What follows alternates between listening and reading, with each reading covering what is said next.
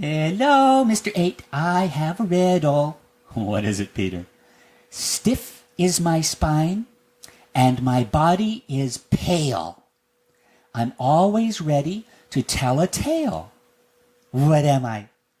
That's a good one, little bunny. The answer is a book. Oh, shall we read one now? Yes. Please. Yes. Okay, Peter. The Tale of Two Bad Mice.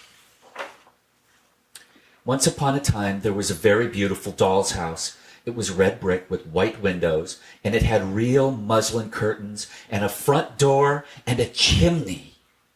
It belonged to two dolls called Lucinda and Jane. At least it belonged to Lucinda, but she never ordered meals. Jane was the cook, but she never did any cooking, because the dinner had been bought ready-made in a box full of shavings. There were 2 red lobsters and a ham, a fish, a pudding, and some pears and oranges. They would not come off the plates, but they were extremely beautiful. One morning, Lucinda and Jane had gone out for a drive in the doll's perambulator. There was no one in the nursery, and it was very quiet. Presently, there was a little scuffling, scratching noise in a corner near the fireplace where there was a hole under the skirting board. Tom Thumb put out his head for a moment and then popped it in again. Tom Thumb was a mouse. A minute afterwards, Hunca Munca, his wife, put her head out too, and when she saw that there was no one in the nursery, she ventured out on the oilcloth under the coal box. The doll's house stood at the other side of the fireplace. Tom Thumb and Hunca Munca were cautiously across the hearthrug. They pushed the front door. It was not fast. Tom Thumb and Hunca Munca went upstairs and peeped into the dining room. Then they squeaked with joy. Such a lovely dinner was laid out upon the table. There were tin spoons and lead knives and forks and 2 dolly chairs, all so convenient. Tom Thumb set to work at once to carve the ham. It was a beautiful shiny yellow streaked with red. The knife crumpled up and hurt him. He put his finger in his mouth. "It is not boiled enough. It is hard. You have a try, Hunca Munca." Hunca Munca stood up in her chair and chopped at the ham with another lead knife. "It's as hard as the hams at the cheesemonger's," said Hunca Munca.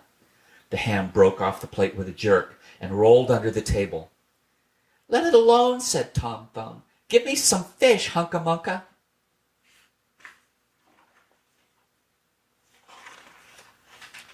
Hunca Munca tried every tin spoon in turn.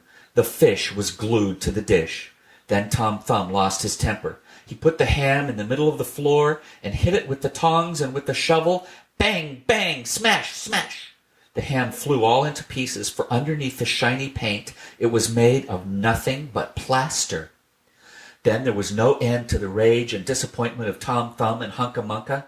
They broke up the pudding, the lobsters, the pears, and the oranges. As the fish would not come off the plate, they put it into the red-hot, crinkly paper fire in the kitchen, but it would not burn either. Tom Thumb went up the kitchen chimney and looked out at the top. There was no soot.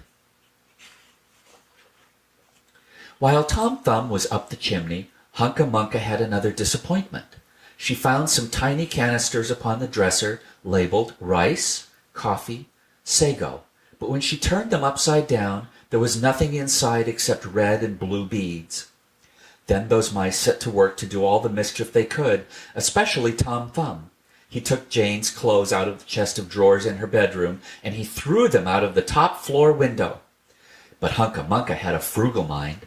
After pulling half the feathers out of Lucinda's bolster, she remembered that she herself was in want of a feather bed. With Tom Thumb's assistance, she carried the bolster downstairs and across the hearthrug. It was difficult to squeeze the bolster into the mouse hole, but they managed it somehow. Then Hunca Munca went back and fetched a chair, a bookcase, a bird cage, and several small odds and ends. The bookcase and the bird cage refused to go into the mouse hole. Hunca Munca left them behind the coal box and went to fetch a cradle. Hunca Munca was just returning with another chair when suddenly there was a noise of talking outside upon the landing. The mice rushed back to their hole, and the dolls came into the nursery. What a sight met the eyes of Jane and Lucinda! Lucinda sat upon the upset kitchen stove and stared, and Jane leant against the kitchen dresser and smiled, but neither of them made any remark. The bookcase and the bird cage were rescued from under the coal box, but Hunca Munca had got the candle and some of Lucinda's clothes. She also has some useful pots and pans and several other things. The little girl that the doll's house belonged to said, "I will get a doll dressed like a policeman." But the nurse said, "I will set a mouse trap." So that is the story of the two bad mice, but they were not so very, very naughty after all, because Tom Thumb paid for everything he broke.